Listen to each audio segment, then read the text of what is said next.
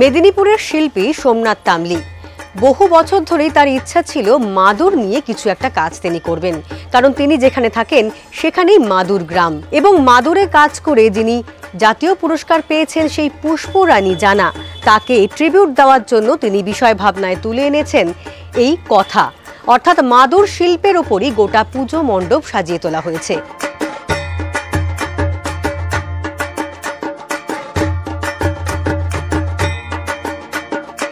এবারের বিষয় হচ্ছে কথা, অর্থাৎ একটি গ্রামের কথা, যেটা মাদুর গ্রাম এবং মাদুর শিল্প নিয়ে সেই গ্রামের প্রত্যেকটা মানুষই কাজ করেন। এবং এই মাদুর শিল্পের কথা এবং একজন শিল্পীর কথা যিনি মসলন মাদুরের জন্য 1980 সালে প্রথম জাতীয় পুরস্কার পেয়েছিলেন। আমরা সমস্ত জেলা জুড়ে পুরো অবিভক্ত মেদিনীপুরের যে মাদুর শিল্পটা হতো এবং এখনো পর্যন্ত হচ্ছে, এই পুরো একটা এন্টায়ার মেদিনীপুরের মাদুরের কথা বলছি।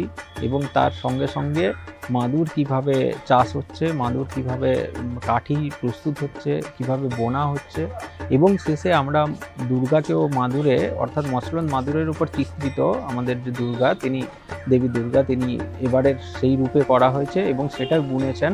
আমরা যাকে ট্রিবিউট জানাচ্ছি অর্থাৎ সেই পুষ্পরানী জানা, তিনি আমাদের মায়ের রূপদান করেছেন। এই ভাবনাটা এলো মানে আমরা প্রত্যেক বছরই চেষ্টা করি যে একটু নতুন ধরনের কিছু কাজ, এবং সেই বিষয় ভাবনাটা বেসিক্যালি আমাদের শিল্পী যিনি থাকেন, আমাদের শিল্পী সোমনাথ তামলি, এক্ষেত্রে আমরা উল্লেখ করে রাখি এই নিয়েও চতুর্থবার আমাদের এখানে পুজো করছেন।